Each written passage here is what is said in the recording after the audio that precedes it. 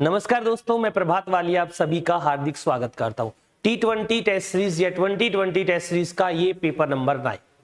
दोस्तों, अगर आप किसी भी एग्जाम की तैयारी कर रहे हैं जहां पे कंप्यूटर के क्वेश्चन आते हैं, एग्जाम के नाम मैं ले रहा हूं SSC CGL, Delhi police, junior accountant, संगणक, एएसओ, एसओ, जो भी एग्जाम है राजस्थान गवर्नमेंट के या सेंट्रल गवर्नमेंट के, जिन एग्जाम में कंप्यूटर के सवाल पूछ जाते हैं उन्हीं की चर्चा हम इस सेशन में करने वाले हैं। चलिए देखिए और बातचीत को शुरू करते हैं। पेपर नंबर 9 है हमारा। और अगर आपको बताऊं, आप इस टेस्ट सीरीज को ज्वाइन करना चाहते हैं तो इस टेस्ट सीरीज के अंदर हमने 100 पेपर व्याख्या के साथ आपके इस एप्लीकेशन पे अपलोड किए हुए हैं। एप्लीकेशन का नाम है एकलव्य कंप्यूटर, जिससे आप डाउनलोड कर सकते हैं। टेलीग्राम पर प्रभात वालिया कंप्यूटर पर मुलाकात कर सकते हैं। व्हाट्सएप के लिए 9694948282 नंबर पर भी बात कर सकते हैं।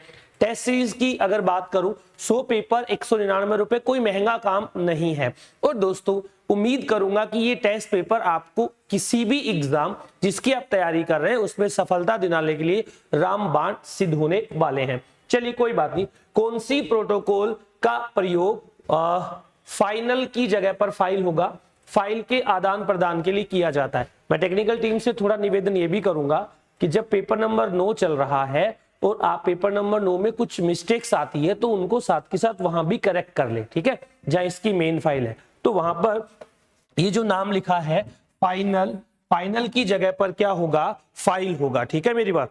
कौन से प्रोटोकॉल का उपयोग फाइनल के आदान प्रदान की जगह पर क्या होगा, फाइल के आदान प्रदान के लिए किया जाता है। दोस्तों, नाम से ही पता चल रहा है कि फाइल का आदान प्रदान करना है इंटरनेट पर, तो हम कौन से प्रोटोकॉल का उपयोग करते हैं, तो आप कहोगे सर FTP।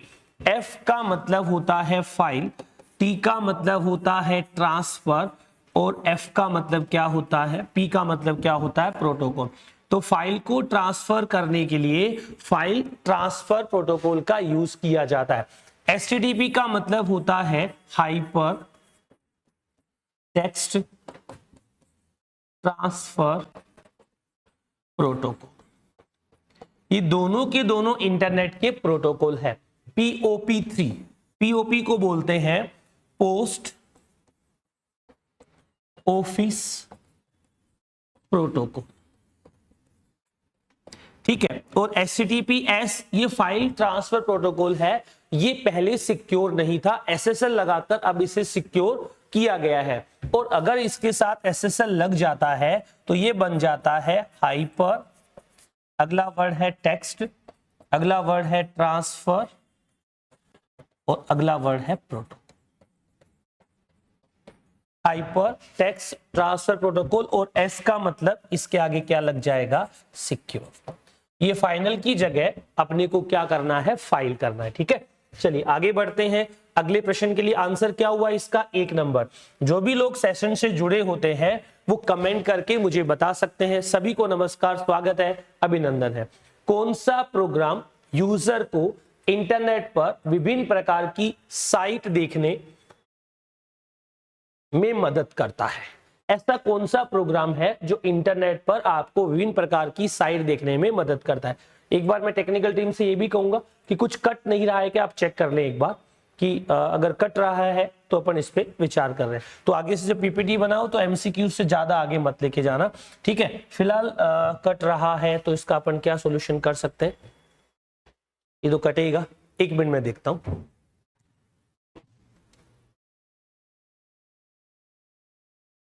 इससे कुछ हो सकता है क्या, बहुत अलग कर लिया। सबको इतनी दूर दूर खिसका रखा है आपने, तो ये तो दिक्कत आएगी। चलो मैं एक बार इससे थोड़ा कोशिश करता हूँ कि साइज छोटा बड़ा कर दूं, ये भी मुश्किल काम है। एक बार दूसरा तरीका, स्लाइड शो को रोक कर देखते हैं, सभी में आएगा। बहुत आगे तक ले गए भगवान आप, बहुत आगे तक।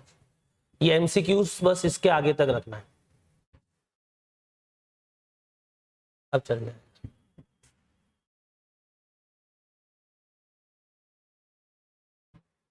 ये तो हो गए, अब ठीक है। थोड़ा स्क्रीन छोटा रहेगा इसमें, आगे वाले को चेक करो आप कितना आगे है सर, उसको फिर उस हिसाब से सेट करना। आप एमसीक्यू से भी आगे ले गए लगता है सभी को, ठीक है। कोई बात नहीं भाई साहब, आपको नहीं दिख रहा था, उसके लिए हमने थोड़ा सा इसमें डाल दिया है सिस्टम। कौन सा प्रोग्राम यूजर को इंटरनेट पर विभिन्न प्रकार की वेबसाइट देखने में मदद करता है? कमेंट करके आंसर बताइएगा।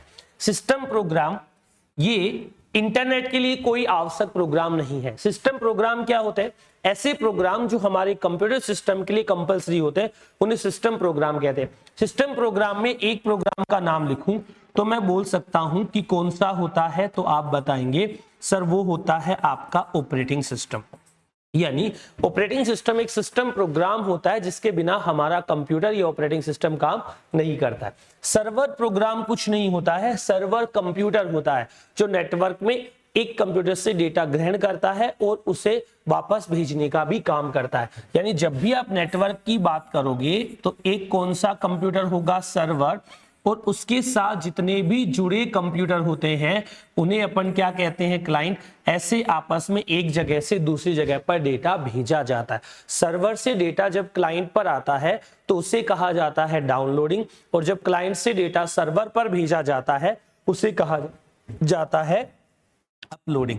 वेब ब्राउजर या ब्राउजर प्रोग्राम, सिंपल भाषा में इस प्रश्न का आंसर क्या होगा? 3 नंबर। ब्राउजर ऐसे प्रोग्राम होते हैं जो आपको इंटरनेट पर किसी भी वेबसाइट को सर्च करने की, देखने की, उसे काम में लेने की अनुमति देते हैं। किसी भी सर्च इंजन को भी ओपन करना हो तो हम वेब ब्राउजर का यूज करते हैं। तो वेब ब्राउजर क्या होते हैं? एक एप्लीकेशन होते हैं। क्या होते हैं? वेब ब्राउजर जो होते हैं एक एप्लीकेशन होते हैं जहां पर किसी भी वेबसाइट को आप सर्च करते हैं। और सर्च इंजन ऐसे वेबसाइट होते हैं जो आपको किसी भी वेबसाइट को सर्च करने की, किसी भी डेटा को सर्च करने की परमिशन देते हैं। ठीक है मेरी बात? चलते हैं अगले प्रश्न की तरफ। ये तो हो गया अपना, ठीक है। अगला नंबर 3 पर क्या कह रहा है? एक ऑपरेटिंग सिस्टम एक व्यक्ति को प्रतीकों, आइकन, विजुअल, मेटाफर और पॉइंटिंग डिवाइसेस के उपयोग के माध्यम से कंप्यूटर के साथ संवाद करने में सक्षम बनाता है। ये निम्नलिखित में किस रूप में वर्गीकृत किया जा सकता है? An operating system enable a person to communicate with a computer through the use of symbols, icon, visual metaphors and pointing devices. It would be classified as the following. दोस्तों, अगर मैं कहूं एक सिस्टम 2 प्रकार के इंटरफेस को use करता है। First is character user interface, second is graphical user interface.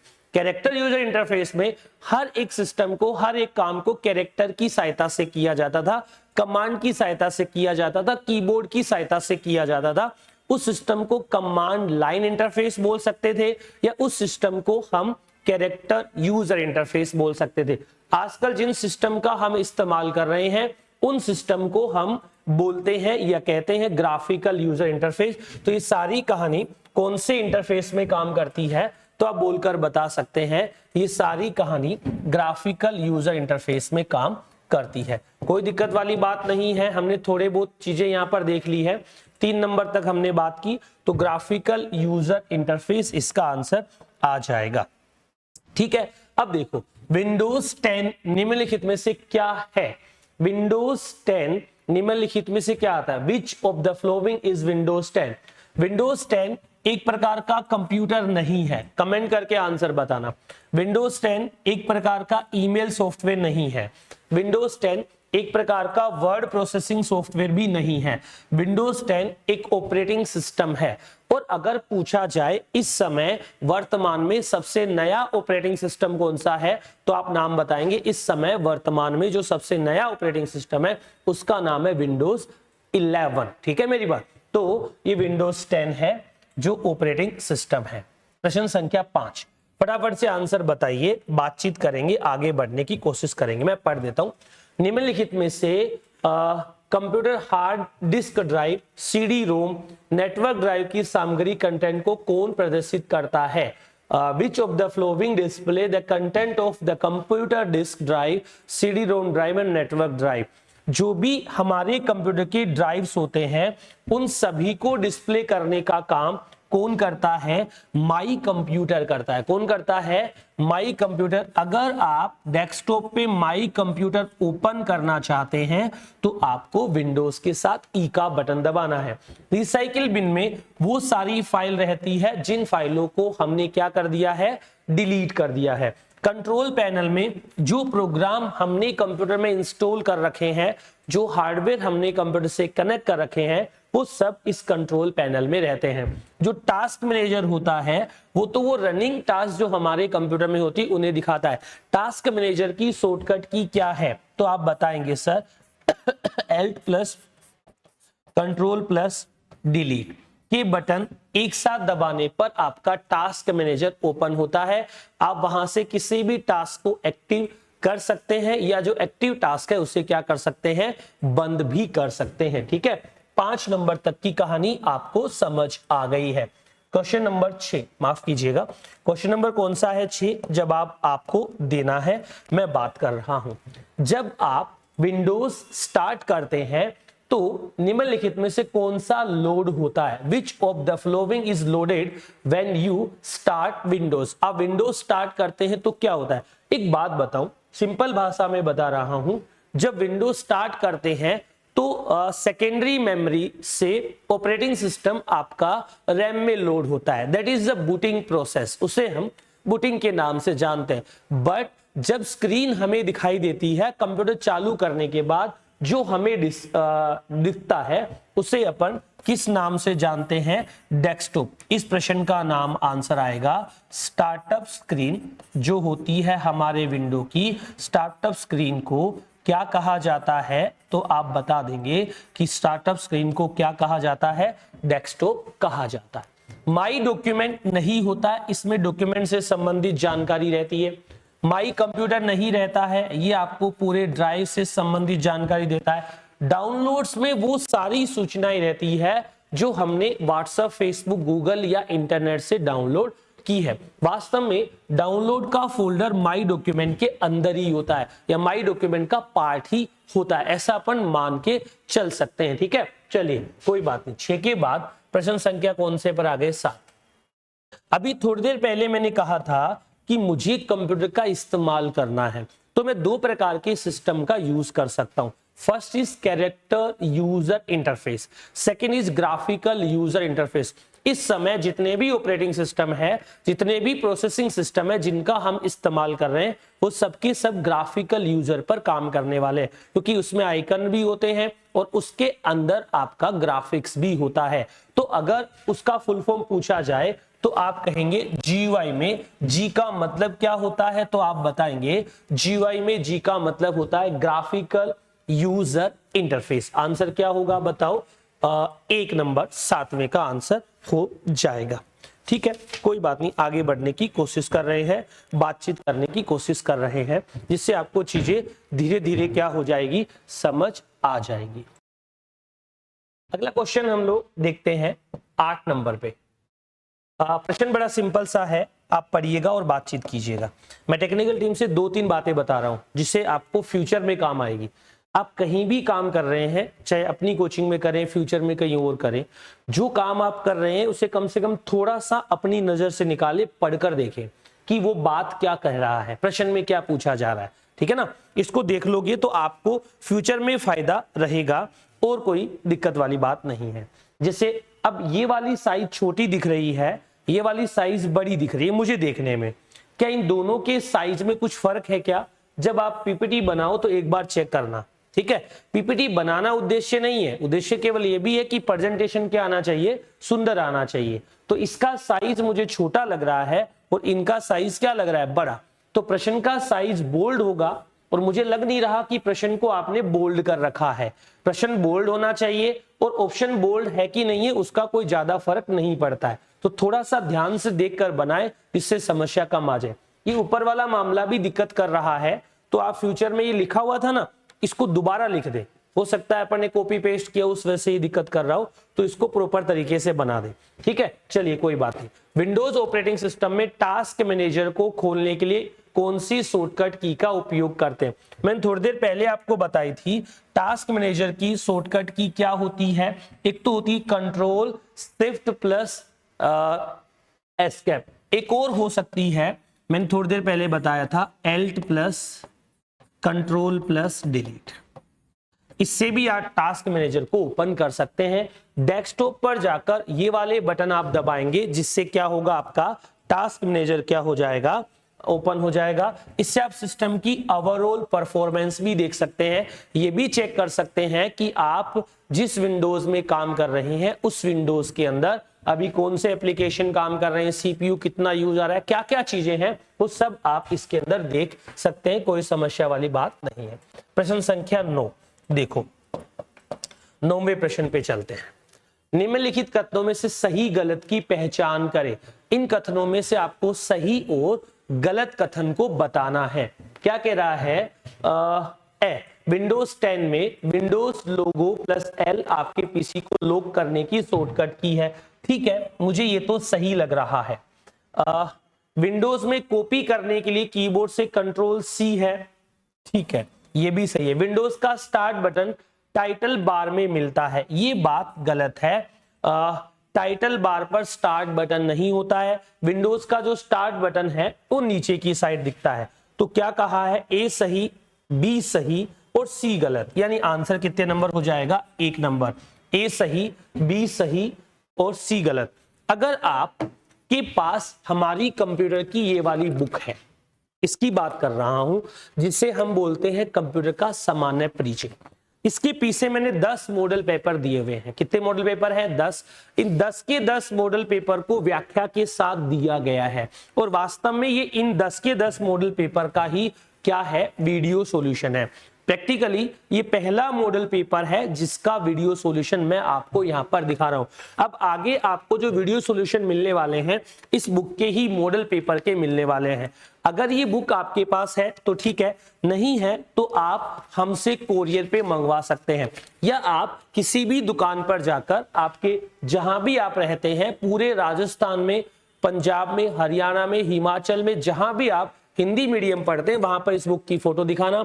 Sanjeev प्रकाशन की बुक आपको ऑल राजस्थान की, ऑल इंडिया की हर एक दुकान पर उपलब्ध होगी। आप दुकानदार को बोलेंगे, आपको मंगवा के दे देगा। इनका नेटवर्क ऑल ओवर इंडिया चलता है। ठीक है, कोई बात नहीं, आगे बढ़ते हैं। बुक का जिक्र तो मुझे साथ के साथ करना है भाई, क्योंकि इसके लिए हम काम कर रहे हैं। आंसर क्या आएगा अपना, 1 नंबर। आगे बढ़ रहा हूं और बात कर रहा हूं। देखो यहां से कहानी सिंपल है, समझ आ जानी चाहिए। मशीन के साथ परस्पर क्रिया के लिए उपयोगकर्ता के लिए प्रस्तुत ग्राफिकल यूजर इंटरफेस का संचार एक दृश्य निरूपण है। जीयूआई का पूरा नाम क्या है। ये जीयूआई के बारे में कुछ बातें बताया है और आपसे पूछ रहा है कि इसका फुल फॉर्म क्या है। देखो सर, आपने कहीं से भी कॉपी किया था इसको, ये पीपीटी में आया तो ये ब्लैक था, ये भी क्या होना चाहिए भाई साहब, व्हाइट। ये ब्लैक क्यों रहा, नंबर्स के सिस्टम को आप थोड़ा सा सीखें। इसका क्या होता है, ग्राफिकल यूजर इंटरफेस। काफी देर से हम सिंपल तरीके से बात करने की कोशिश कर रहे हैं। आपसे पूछे कि graphical user interface, character user interface किनके बीच इंटरफेस का काम करते हैं, तो आप बताएंगे ये आपका मैन टू मशीन का इंटरफेस काम करता है। मैन टू मशीन का मतलब क्या हुआ कि ये आदमी और मशीन के बीच क्या करता है, इंटरफेस करता है। अगर आपसे पूछे कि कंप्यूटर सिस्टम में जो इंटरफेस होता है वो किनके बीच होता है, तो आप ये भी बता देंगे ये मैन और मशीन के बीच इंटरफेस का काम करता है। ठीक है ना, कोई दिक्कत नहीं होनी चाहिए। 1 नंबर इसका क्या हो जाएगा, आंसर हो जाएगा। 11 नंबर पे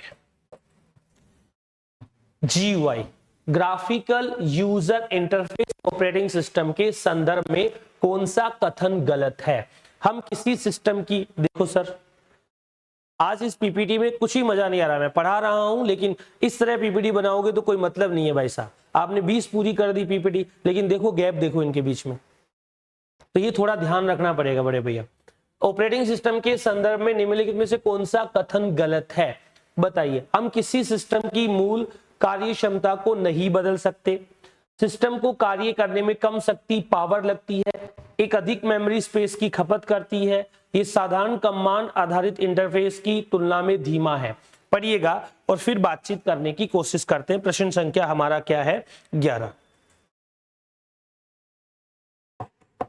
बताइए। देखो मुझे ये क्या लिखा हुआ है, ये क्या लिखा हुआ है, ये दो चीज तो मुझे समझ आ रही है, लेकिन ये नीचे क्या लिखा है इसका कोई मतलब ही नहीं पता चल रहा, सेंस ही नहीं है, ये कथन गलत है पूछ रहा है। ठीक है, और अपन बात कर रहे हैं जीवाई के संदर्भ में कौन सा कथन गलत है। ठीक है, अब देखो अगर मैं सिंपल भाषा में आपसे पूछना चाहूं, ठीक है, ये जो सिस्टम है ना ये यूजर फ्रेंडली है, सिस्टम की बात करें ये यूजर फ्रेंडली है, तो सिस्टम में काम करने के लिए जो पावर लगती है, गति लगती है, वो क्या लगती है, कम लगती है। एक बार के लिए इस प्रश्न को मैं 2 नंबर पे ले जाता हूं, अधिक स्पेस की खपत करता है, इस बात का कुछ पता नहीं है क्या कहना चाह रहा है, हम किस सिस्टम की मूल अवधारणा को नहीं बदल सकते, ये भी बात सही है, इसलिए गलत कहा है। ये साधारण कमांड इंटरफेस की तुलना में धीमा है, ये भी गलत है। तो मुझे एक बार के लिए 2 नंबर आंसर लग रहा है कि कार्य करने में कम शक्ति पावर लगती है, क्योंकि ये दोनों इसके अपोजिट काम कर रहे हैं और हमें इससे उल्टा पूछा है, तो हम इस आंसर को दे सकते हैं 2 नंबर। 12 नंबर क्या पूछ रहा है पढ़कर देखिए। ग्राफिकल यूजर इंटरफेस ओएस में संचार के साथ परस्पर क्रिया करने को कहा जाता है या कहते हैं। अब देखो इनके साथ जब काम करेंगे तो हम किसका इस्तेमाल करेंगे, एक बार देखो, communication in the graphical user interface OS can be done by interacting with. ये पूछ रहा है कि ग्राफिकल यूजर इंटरफेस में कोई भी काम कर रहे हैं तो क्या टेक्स्ट आधारित संचार कहलाता है क्या नहीं, क्या वो कमांड आधारित संचार कहलाता है कि नहीं। ये दोनों संचार दो होते हैं, ये किसके काम आते हैं, CUI में काम आते हैं या फिर CLI में काम आते हैं। इसमें हम किसका इस्तेमाल करके काम करते हैं, आइकन। इस प्रश्न का सीधा आंसर कितने नंबर होगा, 3 नंबर हो जाएगा। ठीक है, चलते हैं आगे और बढ़ने की कोशिश कर रहे हैं। प्रश्न संख्या 13, एक्सेल में पंक्तियों की संख्या है। दोस्तों अगर हम एक्सेल की बात करें तो एक्सेल की फाइल को वर्कबुक कहते हैं और वर्कबुक वर्कशीट से मिलकर बनता है। ऐसे उसके अंदर बहुत सारे क्या होते हैं, कॉलम होते हैं, और ऐसे उसके अंदर बहुत सारी क्या होती है, रो होती है। ये सी सी सी सी सी, ये आर आर आर आर। एक जो एक्सेल की फाइल होती है, सीट होती है, वर्कबुक होती है, अगर मैं बात करूं रो की संख्या की तो रो होते हैं 10,48,576, कॉलम होते हैं 16,384।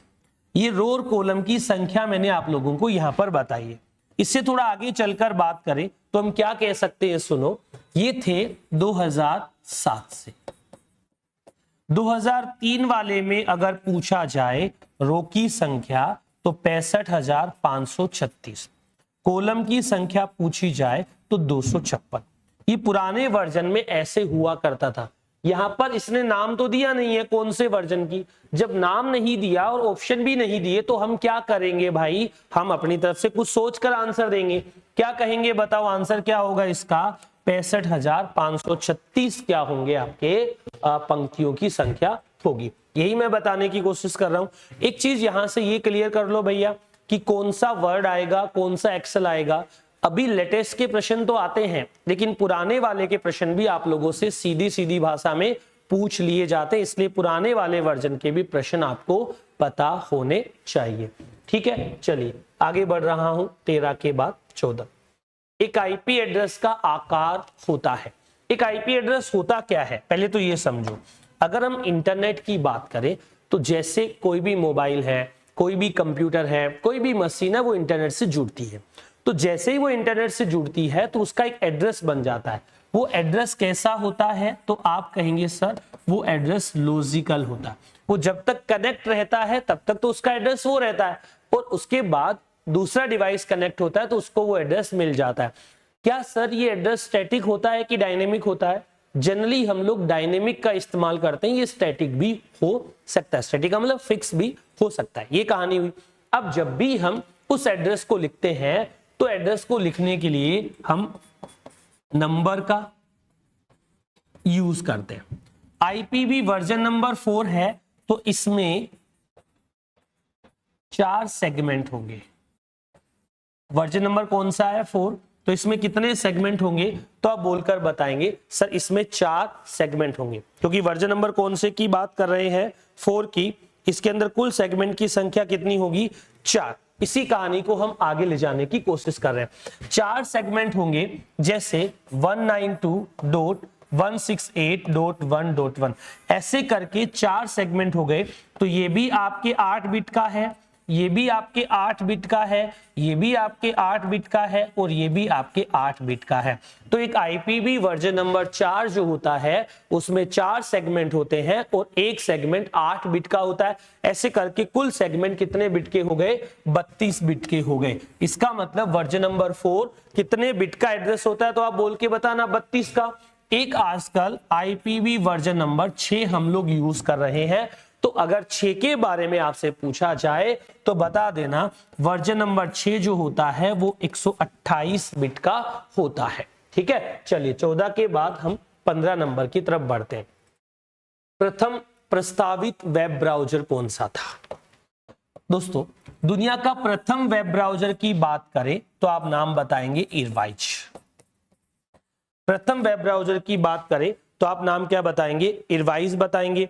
ठीक है, और अगर प्रथम प्रस्तावित की बात करें तो आप किसका नाम बताएंगे, मोज़ाइक का नाम बताएंगे।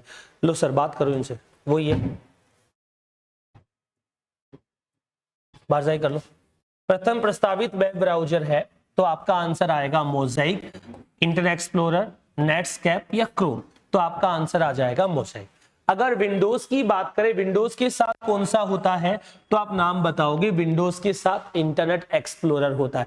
आजकल इस समय इस इंटरनेट एक्सप्लोरर की जगह पर पता है किसका इस्तेमाल करना शुरू कर दिया, तो आप कहोगे सर इसकी जगह पर माइक्रोसॉफ्ट एज का इस्तेमाल करना क्या हो गया है, शुरू हो गया है। नेटस्केप प्रथम व्यापारिक वेब ब्राउज़र था। ठीक है, क्रोम किससे द्वारा विकसित किया गया है, तो आप कहेंगे सर गूगल द्वारा विकसित किया गया।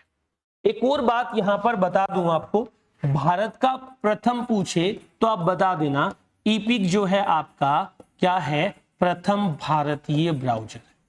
अगर प्रथम भारतीय का प्रश्न पूछे तो आप ईपिक का नाम बताएंगे। ईपिक जो है आपका प्रथम भारतीय वेब ब्राउज़र है। 16 नंबर प्रश्न अच्छा है, पढ़िए और जवाब दीजिए। इनपुट, स्टोरेज, प्रोसेस और आउटपुट के अलावा कंप्यूटर द्वारा किया जाने वाला 5वां ऑपरेशन कौन सा है? दोस्तों, इनपुट करता है कंप्यूटर, स्टोरेज करता है, प्रोसेस करता है, आउटपुट करता है और सिस्टम को क्या करता है, कंट्रोल करता है। एक कंप्यूटर 5 ऑपरेशन करता है, इनपुट, स्टोरेज, प्रोसेस और साथ में कौन सा, आउटपुट। उसके साथ में उन सारे सिस्टम को कंट्रोल या मैनेज करने की जिम्मेवारी भी इन्हीं भाई साहब की होती है। तो आंसर क्या आएगा, कंट्रोल। चलिए प्रश्न संख्या 17 पढ़िए और जवाब देने की कोशिश कीजिए। इसका प्रश्न आपसे सीधा और साधारण भाषा में भी पूछा जाता है। कोशिश करूंगा कि आप इसका प्रॉपर आंसर देंगे। डीपीआई का फुल फॉर्म क्या होता है? अगर पूछा जाए कि जो आउटपुट डिवाइस है, प्रिंटर है, प्रिंटर की क्वालिटी को बोलते हैं गुणवत्ता। प्रिंटर की जो गुणवत्ता होती है या आपका जो डिस्प्ले होता है, डिस्प्ले की गुणवत्ता होती है, उसके लिए हम किसका इस्तेमाल करते हैं? तो आप क्या कहोगे, डीपीआई का। डीपीआई का मतलब क्या होता है, डॉट पर इंच। डीपीआई में डॉट पर इंच आता है और हम डॉट को एक और नाम से भी जानते हैं, जिसे क्या कहते हैं, पिक्सल। तो कुछ जगह पर इस डीपीआई का फुल फॉर्म डॉट पर इंच है और पीपीआई आ जाए तो क्या बन जाएगा, पिक्सल पर इंच बन जाएगा। कोई दिक्कत यहां तक नहीं, आगे बढ़ जाते हैं, बातचीत करते हैं। 18 नंबर 20 प्रश्नों का टेस्ट है। लगभग 20-25 मिनट का समय हमें एक पेपर में लगता है। आप जितना साथ जुड़ेंगे, जितनी बातचीत करेंगे, उतना हमें आनंद आना शुरू हो जाएगा। देखिएगा, निम्न में से किस उपकरण में एक बेलनाकार ड्रम होता है जिसे एक फोटो रिसेप्टर कहते हैं? Which of the following device contain cylindrical drum which is called photo reflector?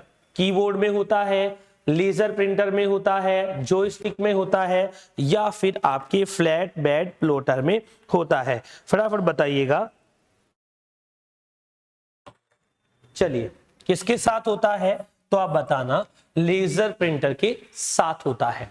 इसके अंदर ड्राई इंक का इस्तेमाल किया जाता है। किसका इस्तेमाल किया जाता है? Dry ink. पर्टिकुलर इस ड्राई इंक के लिए जिसका इस्तेमाल किया जाता है उसे बोलते हैं टोनर कार्ट्रिज। तो इसमें ड्राई इंक होती है जो किसके अंदर भरी होती है तो आप बता देंगे, जो ड्राई इंक होती है वो इसके अंदर टोनर कार्ट्रिज के अंदर क्या होती है? भरी हुई रहती है या रखी हुई रहती है। 18 के बाद 19 नंबर, कौन सा फंक्शन MS एक्सेल में दो टेक्स्ट को मर्ज करेगा? दोस्तों सुनना, अगर दो टेक्स्ट को मर्ज करना है, जैसे मैं लिख रहा हूं इक्वल्स टू डबल कोटेशन में राम प्लस डबल कोटेशन में राम।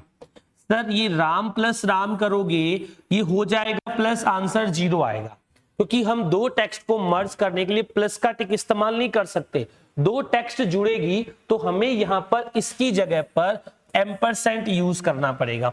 और एम्परसेंट जो होता है वो कौन से फंक्शन के लिए काम आता है? कॉनकैट नेट के काम आता है। मर्ज और ज्वाइन एक्सेल में कोई काम नहीं करते हैं। मर्ज और ज्वाइन की जगह जिस फंक्शन का इस्तेमाल किया जाता है उसे कॉनकैट नेट फंक्शन कहा जाता है, जो दो सेल वैल्यू में जो भी वैल्यू रखी है उनको मर्ज करने का काम करता है। क्या ये नंबर वैल्यू को भी मर्ज कर देगा क्या? हाँ। और प्रैक्टिकली टेक्स्ट के अंदर तो नंबर भी आते हैं, सिंबल भी आते हैं और साथ में क्या आते हैं? टेक्स्ट भी आते हैं। ठीक है, प्रश्न संख्या हमारा 20 नंबर। मिलान कीजिए, कर लेंगे भाई मिलान। देखो मिलान कीजिए, मच मैच आएगा भाई, मच नहीं आएगा। मैच फॉलोइंग, क्या लिखा है? मैच फॉलोइंग करना है। Control plus F5, shift plus F5, F5, L plus F5। देखो अगर मुझे कहे स्लाइड शो को स्टार्ट करना है, स्लाइड शो को स्टार्ट करना है तो F5 से काम आएगा। स्लाइड शो को करंट स्लाइड से स्टार्ट करना है तो शिफ्ट प्लस F5 से काम आएगा। और अगर हम ये कहें कि रिफ्रेश करना है तब भी F5 से होगा। गो टू जाना है तब भी किससे होगा? F5 से ही होगा। इसका मतलब क्या हुआ मेरे दोस्तों? जो कै है उसके साथ 3 है, बिल्कुल कै के साथ 3, कै के साथ भी 3, गै के साथ में 2 और घै के साथ में 3। आंसर क्या आएगा? 1 नंबर। देखो मैंने इस ऑप्शन को थोड़ा उल्टा बनाने की कोशिश की। ऐसा लिखा हुआ था, ये इधर आता तो ये प्रॉपर सेट होता। उल्टा बनाने का मतलब आपको मिलाने में भी थोड़ी समस्या का सामना करना पड़ा है। चलिए कोई बात नहीं, आगे बढ़ रहे हैं और बात कर रहे हैं। दोस्तों अगर किसी भी एग्जाम की तैयारी कर रहे हैं आप, जिसमें फंडामेंटल ऑफ कंप्यूटर आता है या कंप्यूटर का सिलेबस दिया हुआ है, तो आप कंप्यूटर एक परिचय वाली बुक को खरीद ले, पढ़ ले, इससे बाहर कुछ भी आने वाला नहीं है। और अगर आप हमारे कंप्यूटर का ऑनलाइन कोर्स लेना चाहते हैं तो दोस्तों कंप्यूटर फंडामेंटल का पूरे में से पूरे नंबर वाला कोर्स आपको 1000 रुपए में मिल जाएगा। और आज के सेशन में इतनी हम बातचीत करने वाले हैं, और मन में आपके कोई प्रश्न आए तो उनके बारे में आप चर्चा कर सकते हैं। और उम्मीद करूंगा कि हर क्लास के बाद आप कंप्यूटर विषय को जानने और समझने में परफेक्ट हो रहे हैं। धीरे धीरे समय बढ़ाएंगे, क्लास का नंबर ऑफ क्वेश्चन बढ़ाएंगे और जल्दी जल्दी आपका सेशन रखने की कोशिश करेंगे। आज के लिए इतना ही है, अगली क्लास से मिलेंगे। Thank you.